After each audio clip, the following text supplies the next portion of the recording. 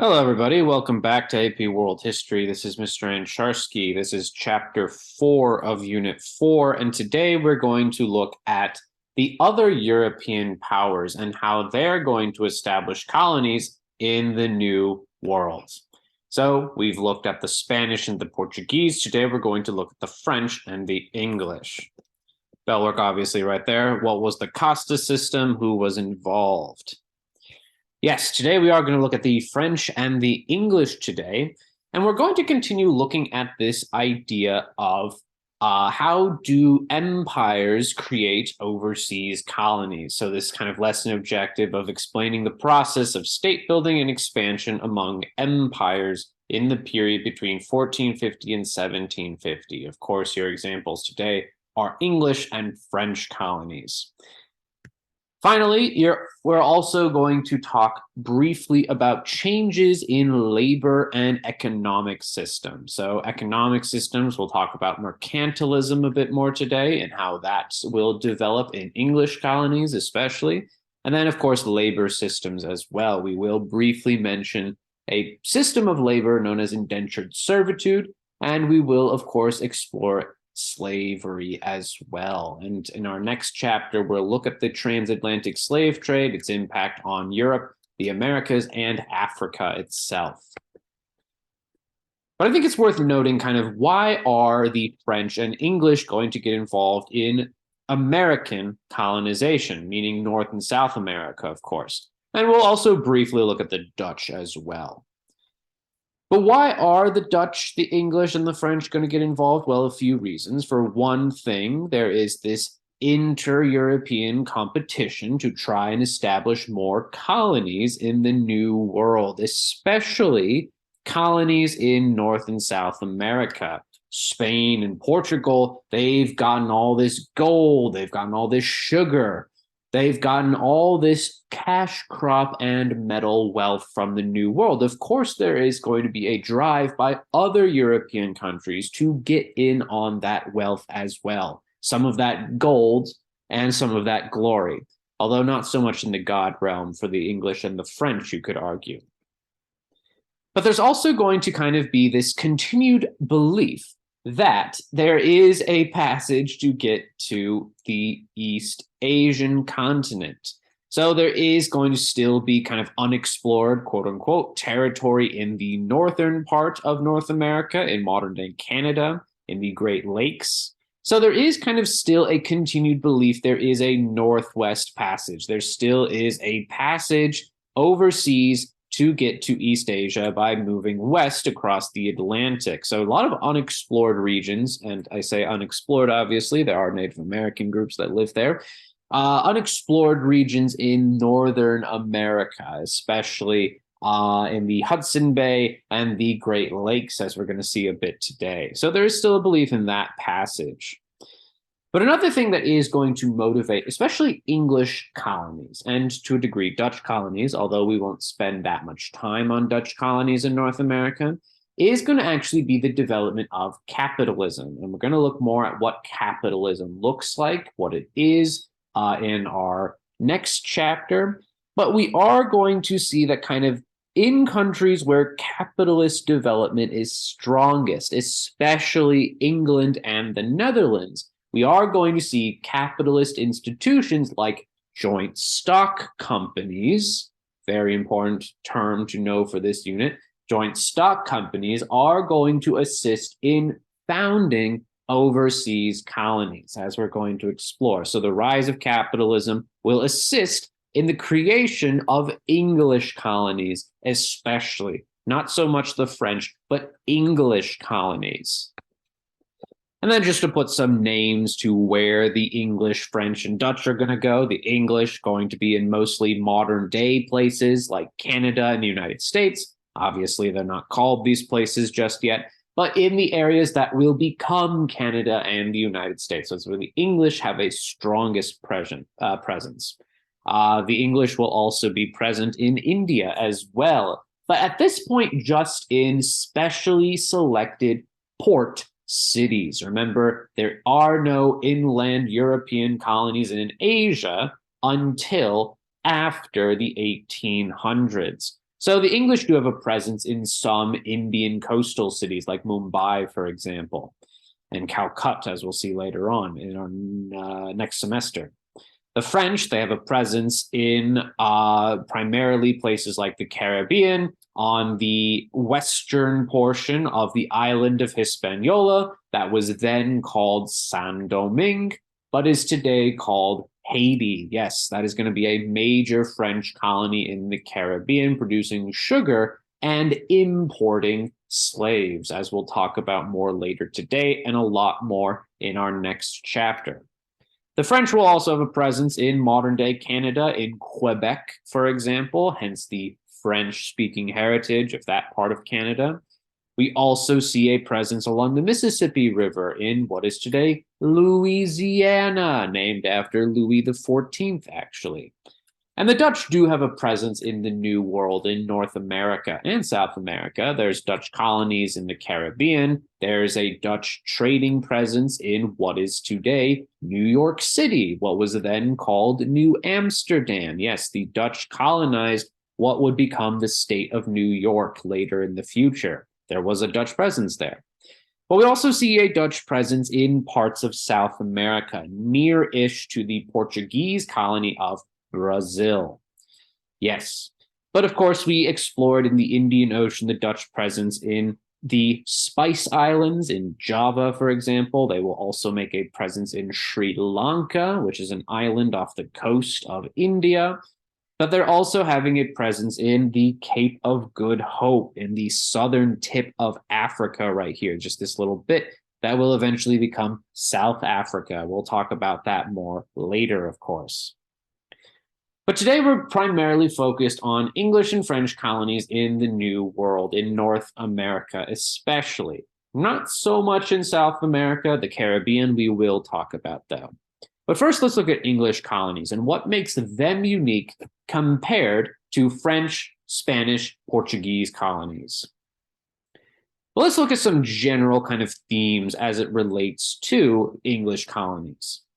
Well, one of the things that separates English colonies from Spanish, French, or Portuguese colonies is the fact that throughout much of North American colonial history, these colonies are mostly going to be formed through private companies, mostly, or well, I shouldn't say private companies, but they're mostly formed through corporations, not by the government. And that's something that's different from Spanish, French, and Portuguese colonies, whereas those places were founded directly by their respective monarchies. English colonies tend to be created through joint stock companies known as chartered companies.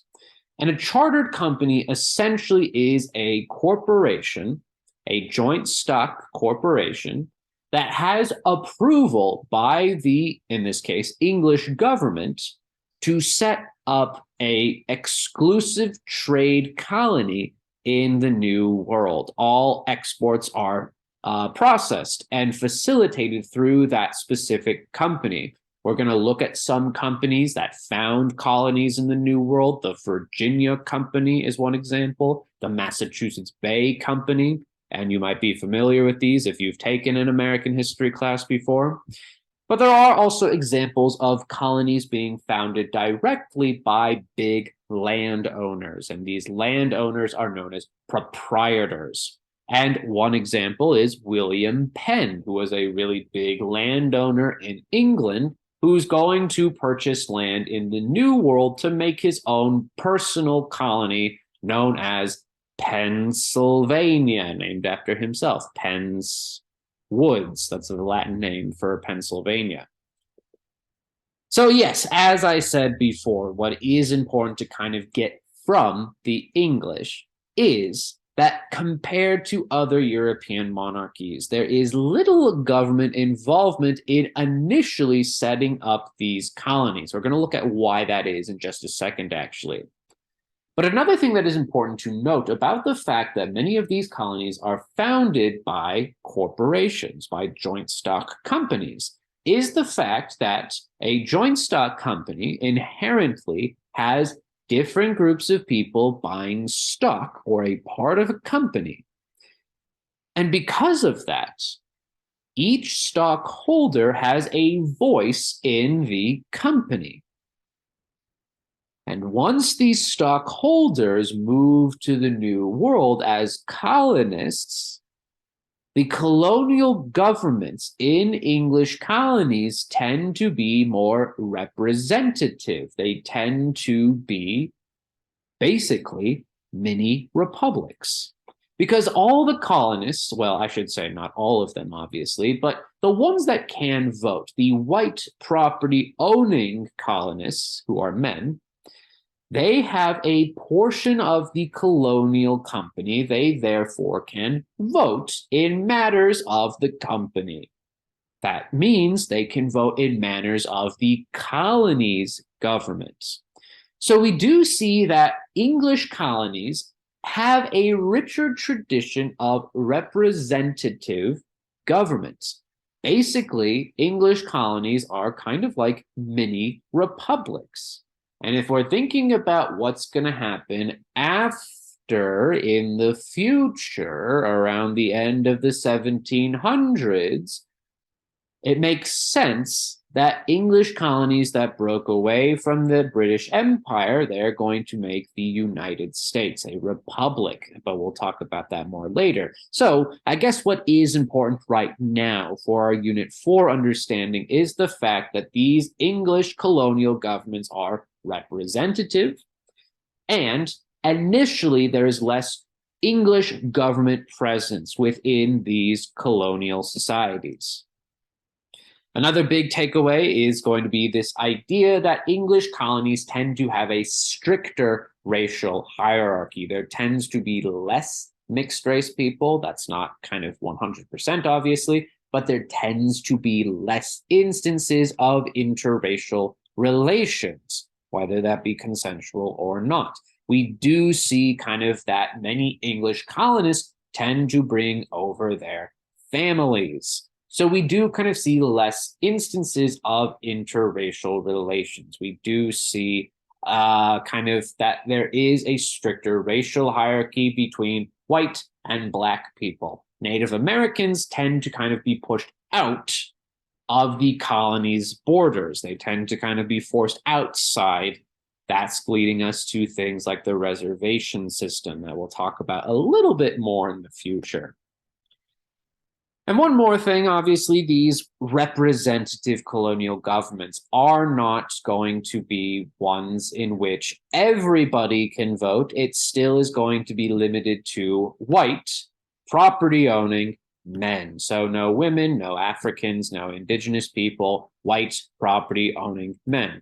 Over 21, just to rub salt in the wounds, I guess. But what's the beginning of all of this English colonization? Well, first, we have to understand England is going to first build its colonial empire by settling and conquering Ireland. Ireland is an island off the coast of where England is, and we do see that the initial kind of place where English colonists are going to go is actually Ireland. Ireland has a lot of trees, or, well, had a lot of trees, until a disease known as the English came over. I didn't say that. Until the English settled and kind of used Ireland's natural resources for its own economic benefit to create a navy that would be used to build overseas colonies. And there was English presence in Ireland way, way before this time period. But we are going to see that kind of most of Ireland will become subdued by the 1600s at the latest. We will see English colonists bringing over their religion of Anglicanism. They're going to kind of rule over the native Irish people who tend to be Catholic. And as we all know, Irish Catholics and Irish Anglicans get along wonderfully. They don't. We'll talk about that later, though. But initially, there is government involvement in trying to set up New World colonies. Initially, the English government is funding explorers like Henry Hudson, John Cabot, Francis Drake. Fans of Uncharted, this is Nathan Drake's long ancestor or whatever. That's not important, obviously. But we do kind of see that initially the English government will be involved, especially to find that beloved Northwest Passage. However, we mostly are going to see English government support for colony building kind of roll back after the massive failure at the colony of Roanoke. Roanoke was a royal colony. It was a colony in modern-day North Carolina, and it's going pretty good for quite some time until mysteriously everybody in the colony disappears. It's a massive financial loss for the English government. Therefore, we are going to kind of see a lack of government interest in building colonies. Mostly, we are going to see English colonies are formed through private companies, through corporations like the Virginia Company, as we'll explore in a second. And yes, we are going to see that the settlement of English colonies tends to be directed by individual corporations, such as the Virginia Company. And the Virginia Company is going to be allured by all those tales of gold and glory. They want to find those cities of gold in the New World. But unfortunately for the English, the Spanish and the Portuguese have already basically carved up Central America and South America. Where else are the English going to go? They're going to go a bit north to what is today modern-day United States, to the southern portion of the United States. And we are going to see that initially the colonists at Jamestown, they're going to say, oh my gosh, we're looking for gold, but there's no gold in Virginia. But what there is in Virginia is really great land for plantations. So we are going to see that kind of in order to make a profit, the Virginia Company is going to develop a plantation economy. We are going to see the growing of cash crops like tobacco, which is native to the New World, indigo, which was brought in, rice. Tobacco, however, is the biggest of these is the biggest economic focus of Virginia and many other American southern colonies that the English will create. But how are you going to get these cash crops? Well, initially, we are going to see that in order to, one, encourage settlement in the New World, but two, to have a labor force, we're going to see a system known as indentured servitude. And indentured servitude essentially is going to be a work arrangement that oftentimes poorer people will get involved in with the Virginia Company, that in exchange for a free trip to the New World, in exchange for a 5-year contract, in exchange for the possibility of land after that 5-year contract, you basically have to work for the Virginia Company for 5 years, 5 or 7 years, it depends. So we are going to see that initially there is this use of indentured servants. Indentured servants, they're promised a grant of land, known as a head right, if they come over to the New World and work for a period of time, for about 7 years. However, the use of indentured servants is going to pretty much decline after the 1670s for a variety of reasons. For one thing, these indentured servants are treated pretty terribly. Most don't even live those 7 years just because of how terrible living conditions are in these colonies.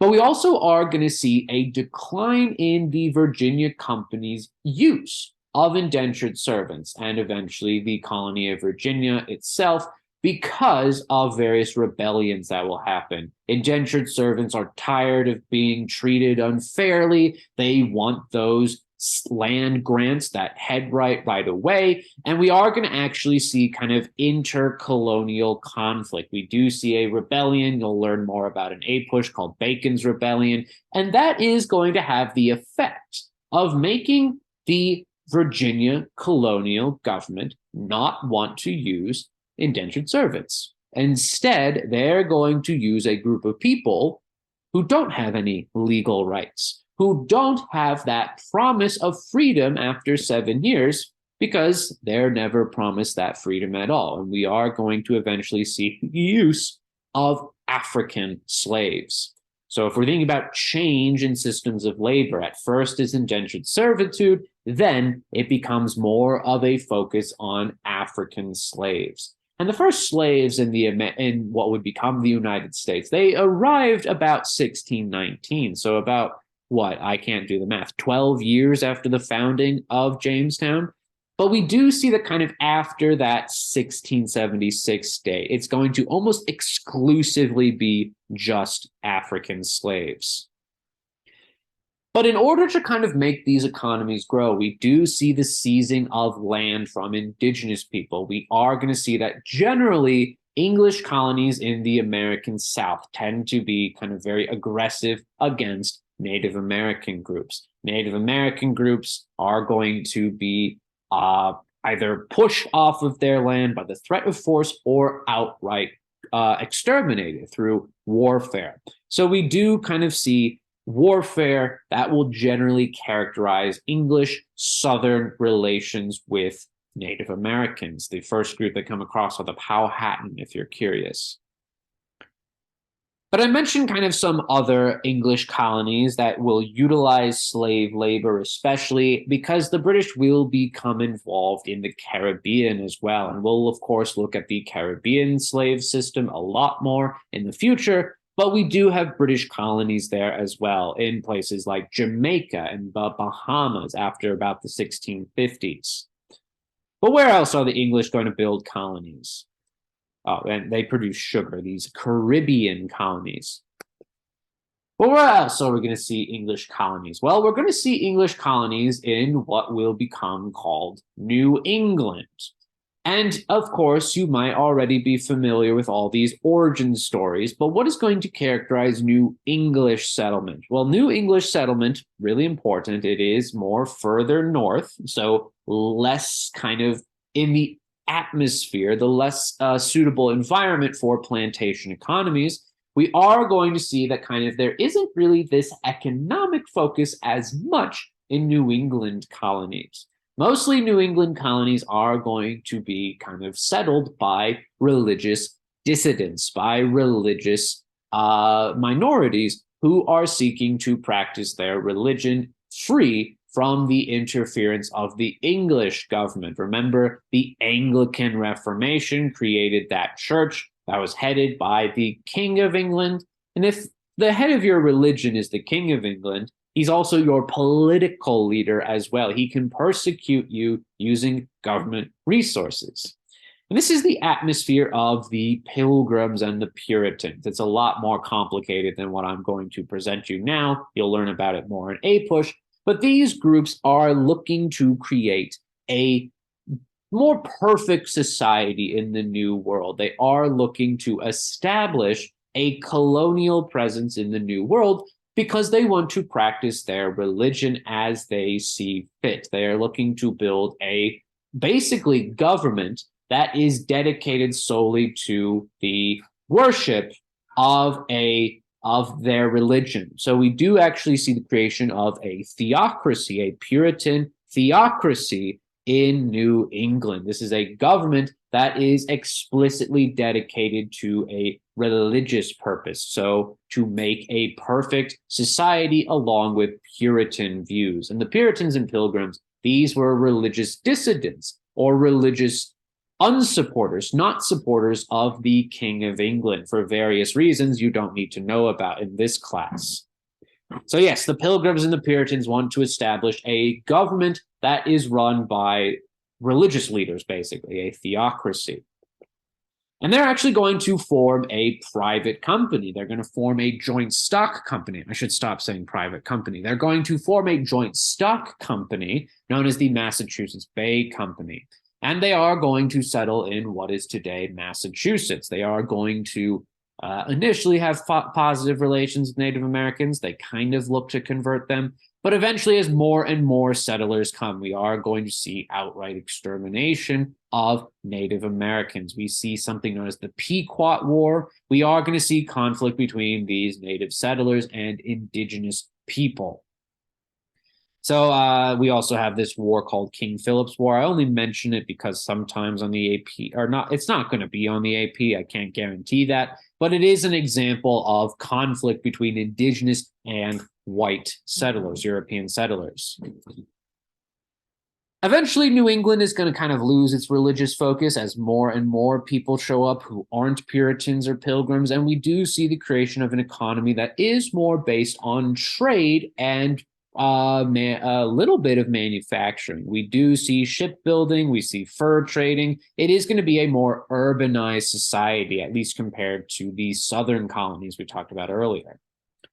So that's New England in a nutshell. It's a lot more complicated than I presented, but we are going to see that another motivation for English colonization in the New World is people looking to create religious communities free from the English government. And that's the case with the Puritans and the Pilgrims. But we also see other areas of English colonization. We have the middle colonies, sometimes called, or the mid-Atlantic colonies, as they're also called. And these are going to be proprietary colonies, meaning that they are colonies owned by a single landowner, the Duke of York in the case of New York, and William Penn in the case of Pennsylvania. But the motivations are kind of a mix of both the Southern and the New England colonies. Middle colonies tend to have kind of a more genuine desire for religious freedom. We do see that many middle colonies, they tend to be places that have almost complete religious tolerance. So if we're thinking about ideas of religious tolerance, here is a historic example of that. We do see that, for example, Pennsylvania, one of these colonies, was founded to create a safe haven for a group of Protestants called Quakers. And Quakers, they are basically a type of Protestant who aren't really well liked by the Church of England, by Anglicanism. So the Quakers are going to find a safe haven in the New World. And oftentimes, a lot of these New World colonies have religious tolerance, especially the ones in the mid-Atlantic region. So Jews also present there. But the economic motivation is also very strong as well. We are going to see that these middle colonies especially are going to be involved in a general trend of European colonization in North America of wanting to be involved in the fur trade. The fur trade is a really big kind of component of North American history, if we're thinking about broader world history. And we do see that basically kind of the relationship that will be established between Native Americans and European powers in the New World is going to be one based on trade for fur. Fur will be traded for guns. And generally, something that characterizes middle colonies is that there tends to be more positive relations between colonists and Native Americans. That's a very big generality. But we do kind of see that there is more of an economic partnership, especially with groups known as the Iroquois. And the Iroquois Confederacy is a mix of different people. It's a mix of different indigenous tribes, mostly from the Iroquois. But it is going to be a major Native American, major indigenous society that will pop up, and it will benefit from trade with European colonists. The Iroquois Confederacy actually will ally themselves, make a military alliance with the English. And we are going to see relatively positive relations with the Iroquois Confederacy, at least compared to what we saw in New England or Southern colonies. Definitely more compared to Spanish colonies. So you should be able to compare and contrast the different English colonies, think about their relations with Native Americans, think about their motivations for why they were settled, think about their economies, and then think about kind of connecting to our last chapter. How are English colonies similar to Spanish colonies? All right, well, that's English colonies in a nutshell. That's like 5 chapters of APUSH right there, and I just summed it up in 3 slides. All right, so let's look at French colonies as well. And the French are mostly going to settle, well, in North America, but also the Caribbean. But in North America, they are going to make a mega colony called New France. And New France essentially ranges from modern-day Quebec, modern-day Canada, all the way down here to Louisiana, to modern-day American state of Louisiana. And again, unlike the English government, the French and the Spanish and the Portuguese, there tends to be more government involvement in creating new world colonies. That is especially true in New France. We do see the involvement of French monarchs like Louis XIV in establishing new world colonies. The French monarchy also funds different explorers to go and find a Northwest Passage. But instead of a Northwest Passage, they find something even more valuable. Fur, especially cute little beavers they're going to shoot to make cool hats. These explorers, their names are on the screen right there. Jacques Cartier, Samuel de Champlain. All of you taking French, ignore my French. All right. So we do actually see the involvement of the of the French monarchy in the creation of New France. We see the building of a state-backed corporation called the New France Company, and that's going to lead to the establishment of Quebec and Louisiana. They have a harder time of getting French people to come over to New France, mostly because it's too cold in Canada. So there is going to be kind of less French settlement, so less migration of a lot of French people. It's mostly going to be kind of less urbanized compared to English colonies. But the big economic allure of the French in North America is going to be the fur trade. Yes, cute little beavers are going to be hunted to make hats for European markets. But the French are kind of unique insofar as generally, and without really any, well, there are exceptions. Obviously, it's world history. But generally, Native Americans and French colonists tend to have more positive relations. For one thing, there are simply less French immigrants encroaching or taking Native American land. And we do actually see the building of a military alliance with the Huron Native Americans. And the Huron, if anything, are the mortal enemy of the Iroquois Confederacy. So the French, their mortal enemy are the British, the English, and the Huron, their mortal enemy is the Iroquois. So we start to see some tensions right there. Hopefully that doesn't break out into a war anytime soon. Just kidding, it will. That's called the 7 Years' War. We'll talk about that later. But another example of kind of more positive relations between Native Americans and French settlers is actually going to be instances of inter-French Native American relations. We do see a class of people emerge, of mixed-race people who are known as the Coeurs de Bruy. I'm not saying that right, but they are mixed-race, oftentimes, they're mixed-race French settlers in New France. They are involved in fur trapping, and it is a demonstration of oftentimes more positive relations between French and Native Americans.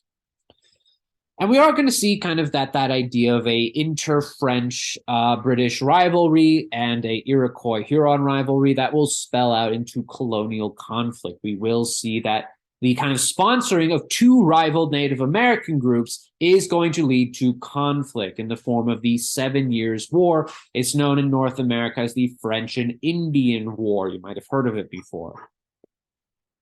All right, so that's going to characterize New France in North America. There's settlement along the Mississippi in New Orleans, and we're going to talk about that in just a second. But let's look at the French presence in the Caribbean, and this is helpful for us to understand a future event in world history known as the Haitian Revolution. But we are going to see that the French, much like the English, much like the Spanish, much like the Dutch, they're going to have colonies in the Caribbean, or at least along it in the case of New Orleans. And because the Caribbean has such great economic potential for sugar production, that's what these French Caribbean colonies are going to produce, sugar. We are going to see that there is sugar production in modern-day Louisiana, for example, in French Louisiana. And we also see the presence in Saint-Domingue or Saint-Domingue. Saint-Domingue is this western part of Hispaniola. It's this blue part on the island of Hispaniola. And Saint-Domingue is important because it is going to actually be one of the richest sugar colonies in the world, in the New World especially. And we do see that kind of the French will have a lot of economic prosperity from this single colony alone. Sugar is a massively traded good in the New World, and it is going to be something heavily produced in Saint-Domingue. But because sugar is so much produced there, we are going to see the importation of enslaved people. Enslaved people will make up a very good majority of people living in the French colony of Saint-Domingue. So we do see a huge presence of people of African descent. There are people of mixed race descent as well. And we do call these people of mixed race descent and free people of color. We call these people gens de couleur. So these are free people of color, basically. So there is kind of a ethnic racial mixture of different groups of people. There are very few white Europeans, but a majority are going to be people of African descent. The biggest majority are enslaved people, but there are also free people of color as well. So we kind of see a similar racial dynamic as, say, Spanish and Portuguese colonies. And this slide right here is just a generality about comparing France and England together. I'm not going to spend time on it because I've already done all of this before. So review this question. How are French and English colonies similar or different? You might go back to this slide to answer that question. All right. So the French and the English and the Dutch and the Spanish and the Portuguese, all of these European states oftentimes are going to basically collide. Their interest in colonizing the New World is going to lead to interstate competition. We are going to see competition between European states over control of North America and other places around the world as well. This will lead to warfare. All right. So there are some different wars that generally happen, but kind of what's more important is the causes of all these wars. Generally, there is a demand by European states for more colonies. So we do see that the demand for more colonies, more trading presence, that's going to lead to wars. And there are a few that we'll talk about. But an effect of these wars, so again, we don't really focus on military history all that much. It's more about cause and effect of wars. We are going to see that an effect of these wars is going to actually be the increase in the use and practice of mercantilism. We are going to see that these English colonies and French colonies, even though initially there is less direct government presence, these different wars of expansion are going to change that. In order to pay for these wars, we will see an increase of government presence, of European government presence within their New World colonies. We saw that with Spain. We saw that with Portugal. We're going to see that with England today. France also happens, but it's not really important. I guess their way that the French government is getting involved is the building of the New France Company, which is designed to attract more settlers by promising land in the New World, so promising that headright system. So yes, we are going to see that one of the big effects of these different colonial wars is going to be an increase of taxation on colonies, an increase in the practice of mercantilism. And we do see that through different kind of ways. In Spanish colonies, we saw the Bourbon reforms. In Portuguese colonies, we saw the Pombalain reforms. In France, we see the New France Company. But some different wars that are going to go on that will have the effect of increasing the practice of mercantilism, of increasing European government presence in New World colonies. They include wars like the Anglo-Dutch Wars in the 1650s, the Wars of Spanish Succession. We talked about that with Spain. And in terms of the English colonies, we also see the French and Indian War, aka the 7 Years' War.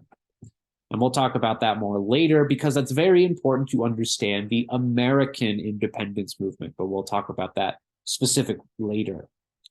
So we are going to see that Britain is no exception, that England is, okay, so just to clarify some things, I oftentimes interchange at this point England and Great Britain. They are, for our purposes, the same thing. Technically, after 1701, I believe, we use the term British to describe all the English stuff we mentioned earlier. So I'm going to use British from now on, basically. So we are going to see increased British mercantilism, mostly trying to pay for the wars. We are going to see a shift, a change in that English colonies, British colonies, are going to become more directly supervised by the British government because of these different wars, especially those Anglo-Dutch wars, actually.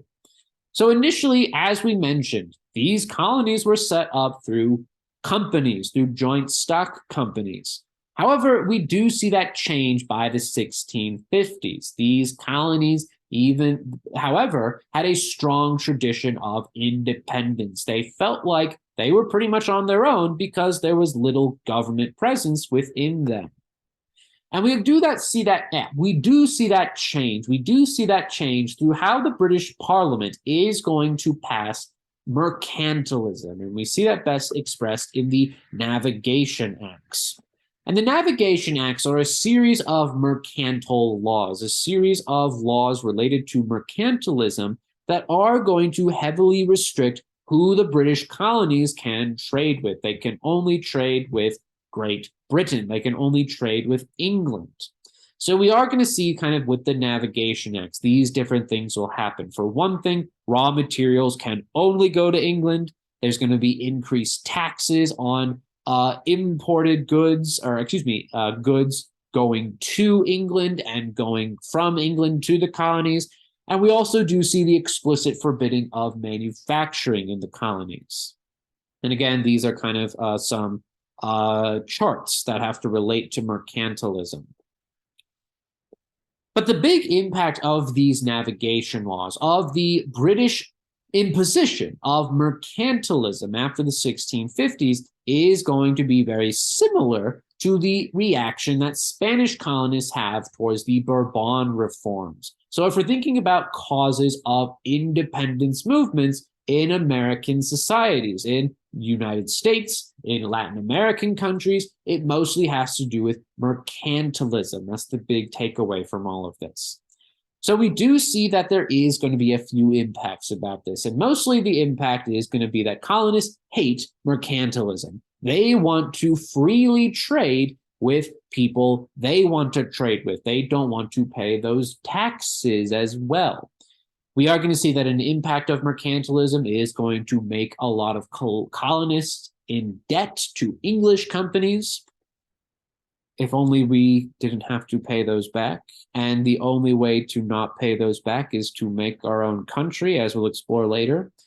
But we also do see that kind of eventually Britain will scale back these mercantilist reforms. We do see a period known as salutary neglect. It's not really important for your understanding for AP World, but it will be next year. And essentially, salutary neglect is going to be a rolling back of mercantilism. It is going to be kind of, okay, we'll get our hands off of your colonial economies if you just promise to behave and not cause any trouble, basically.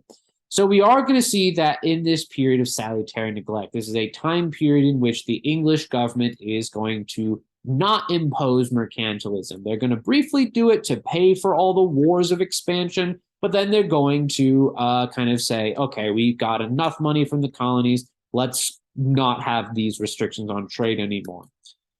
But eventually, they are going to come back to pay for a really big war called the 7 Years' War. And the 7 Years' War is a huge international war that's very expensive. The English government is going to need to have to pay back the debt it occurred during this war. So we do see mercantilism will come back after this war, after the 7 Years' War. And we are going to see the charging of taxes on tea, on sugar, on paper. That's going to make colonists upset. That's going to make colonists want to be independent.